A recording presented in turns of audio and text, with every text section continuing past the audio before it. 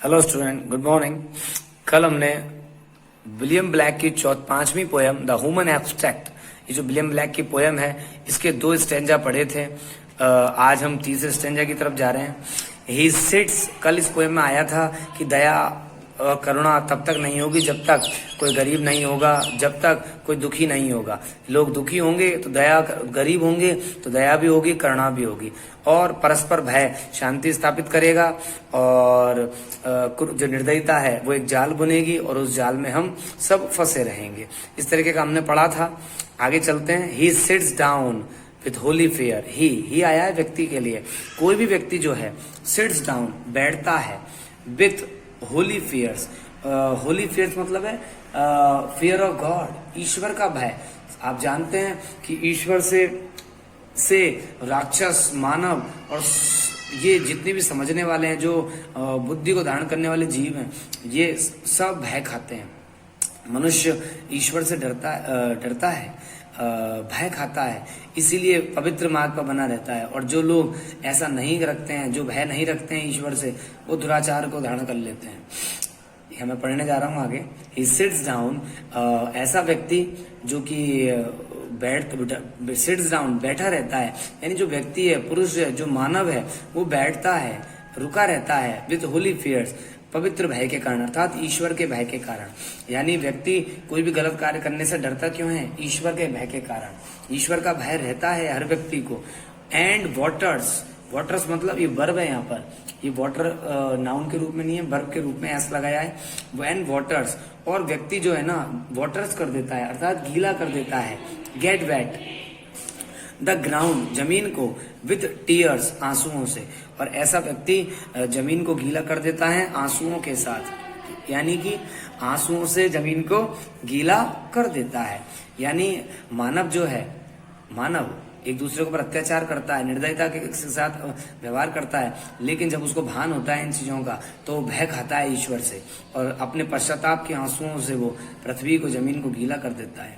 Then, और जब व्यक्ति पश्चाताप करता है किसी भी बुरे कर्म को करने के बाद, जब हम पश्चाताप करते हैं तो उसके बाद ही हमको हमारे कार्यों की निष्फलता, उसकी क्रूरता, उसके बुरे प्रभावों को पता चलता है, तब हम पश्चाताप करते हैं। जिस प्रकार बच्चे, जो स्टूडेंट्स होते हैं, जब पढ़ते नहीं है परीक्षा के टाइम, लेकिन जब बाद में फेल होते हैं तो उनको बहुत ज्यादा फील होता है कि यार काश हम पढ़े होते।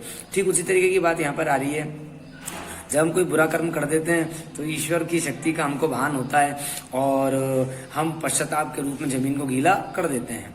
देन, और उसी समय, तब ह्यूमैनिटी, मानवता, टेक्स, लेती है, इट्स रूट, इसकी जड़। अब टेक्स इट रूट का मतलब है टेक बर्थ, यानी कि टेक्स इट रूट का मतलब, ये थोड़ा टिपिकल इंग्लिश में चला गया। देन ह्यूमैनिटी, और फिर विनम्रता, टेक्स इट रूट, इसका मतलब है जन्म लेती है। अंडरनीथ, अंडरनीथ मतलब है बिलो, यानी नीचे, हिज फुट, उसके पैरों के। और जब व्यक्ति को इन चीजों का भान होता है तो उसके पैरों के नीचे एक विनम्रता जन्म लेती है, एक विनम्रता उत्पन्न हो जाती है उसके पैरों के नीचे, अर्थात उसके अंदर विनम्रता का भाव जागृत होता है, और व्यक्ति विनम्र हो जाता है। यानी इन 4 लाइन में बताया गया है कि मानव जो है सिट्स डाउन, बैठ जाता है। जब बुरा कर्म करने के बाद व्यक्ति बैठता है विथ होली फेयर, तो वो डरता है, पवित्र, अर्थात पवित्र भय, अर्थात ईश्वर से डरता है, उसको ईश्वर का भय महसूस होता है। एंड वाटर्स, और ऐसा व्यक्ति वाटर्स कर देता है, जब उसे पश्चाताप होता है अपने कर्मों के ऊपर, तो वो भिगो देता है द ग्राउंड, जमीन को, विथ टीयर्स, आंसुओं से, अर्थात उसके पश्चाताप के आंसू निकलकर बहने लगते हैं। देन, तब ह्यूमैनिटी टेक्स, तब मानवता जो है टेक्स इट्स रूट, वो पैदा होती है, जन्म लेती है। अंडरनीथ हिज फुट, उसके पैरों के नीचे, अर्थात व्यक्ति के पैरों के नीचे से मानवता का जन्म होता है, अर्थात व्यक्ति कमजोर पड़ जाता है, उसके बुरे विचार समाप्त होने लगते हैं, और तब उसके अंदर विनम्रता आ जाती है। अर्थात कुछ बुरा करने के बाद जब उसके अंदर भाव जागृत होता है, तभी विनम्रता के भाव जागृत होते हैं। आगे चलते हैं अपन। सून, शीघ्र ही, और जैसे उसके अंदर विनम्रता जागृत होती है, सून, शीघ्र ही, स्प्रेड्स, फैल जाता है, हट जाता है, द डिस्मल, जो डिस्मल, निराशामय, जो दुख भरी, शेड है, छाया है। और जब व्यक्ति अपने किए हुए कर्मों का पश्चाताप करता है, उन पर दुखी होता है, उनके ऊपर दुख व्यक्त करता है, तब शीघ्र ही फैल जाती है, बिखर जाती है जो घटा छाई हुई है दुखी बादलों की, दुख में जो उसके ऊपर छाया छाई हुई है, और मिस्ट्री रहस्य की, वो सब दुख दर्द उसके दूर हो जाते हैं। ओवर हिज हेड, उसके सिर के ऊपर से, उसके सिर के ऊपर से वो सब कुछ हट जाता है, यानी उसके मस्तिष्क पर जो दुख के बादल छाए हुए थे वो हट जाते हैं, वो दूर हो जाते हैं। आगे चलते हैं। एंड और द कैटरपिलर, वैसे कैटरपिलर में आपको बता दूं इल्ली होती है जो फूल फूलों को खाने का काम करती है। कैटरपिलर एंड फ्लाई मतलब जो इल्ली होती है और जो मक्खियां होती हैं वो होती है। लेकिन यहाँ पर इस पोएम के अंदर कैटरपिलर एंड फ्लाई ये दोनों सिंबॉलिकल अर्थ में, प्रतीकात्मक अर्थ में इस्तेमाल किए गए हैं। कैटरपिलर एंड फ्लाई का मतलब इस पोएम के अंदर है कॉन्स्पायरेसी एंड रिवेंज, अर्थात षड्यंत्र और प्रतिशोध, गुस्सा, क्रोध, रिवेंज, बदला, इस अर्थ में इस्तेमाल किए गए हैं। कैटरपिलर एंड फ्लाई का अर्थ यहाँ पर है षड्यंत्र और क्रोध, प्रतिशोध, ये अर्थ है।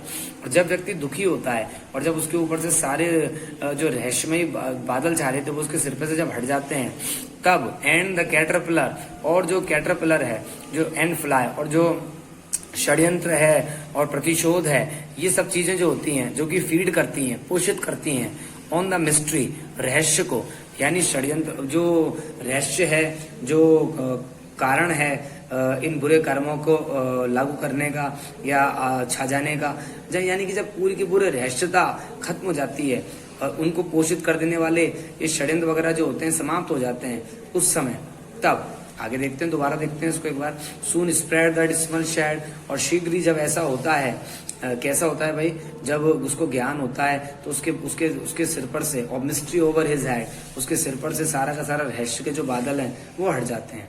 And the caterpillar and fly feed on the mystery, और जो षड्यंत्र और जो प्रतिशोध है जो कि पोषित करते हैं मिस्ट्री को। आप जानते हैं रहस्य या जो मति भ्रम है वो हमेशा षड्यंत्र के कारण, बदले की भावना के कारण, दुर्विचारों के कारण, क्रूरता के कारण, अत्याचार की भावना के कारण, हीन भावना के कारण, प्रतिशोध की भावना के कारण हमारे अंदर डेवलप हो जाता है।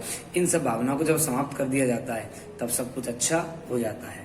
एंड आगे चलते हैं। And it bears the fruit of deceit, और ये जो मिस्ट्री होती है, इट आया है मिस्ट्री के लिए, ये जो रहस्य होता है जो हमारा कहीं गलत चीजों से निर्मित होता है, ये धारण करता है, बेयर्स धारण करता है द फ्रूट, फल को, ऑफ डिसीट, डिसीट मतलब धोखा, चीटिंग होती है, ready and sweet to eat, जो कि बहुत ही बेकार होता है, एंड स्वीट और मधुर, टू ईट खाने में, स्वीट आप समझते हैं मीठा, यानी कि जो धोखा होता है, धोखा देखिए कितना अच्छा यूज किया है उसने, ready and sweet to eat, ये बड़ा क्रोधित कर देने वाला होता है और मधुर होता है, यानी कि जब हम किसी से धोखा खाते हैं तो हम रेडी हो जाते हैं, प्रतिशोध की भावना से बढ़ जाते हैं, एंड स्वीट, और ये हमको अच्छा बिल्कुल नहीं लगता है, इसको हम खा तो जाते हैं लेकिन ये अच्छा नहीं लगता हमको। एंड और द रेवन, और जो रेवन वैसे कौवे को बोलते हैं, जंगली कौवे को, लेकिन यहाँ पर एंड द रेवन हिज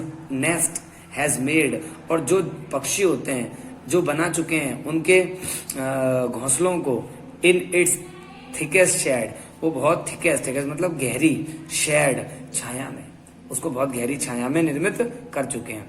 यहाँ तक अपन ने पढ़ा है, कल अपन यहाँ से इसको दोबारा रिपीट करेंगे एंड से लेके, क्योंकि इसका एक स्टेंज और बचा हुआ है, ये अपन कल पढ़ेंगे। यहाँ तक आप स्टडी करें। Okay, thanks for the day, have a nice night and colourful dreams.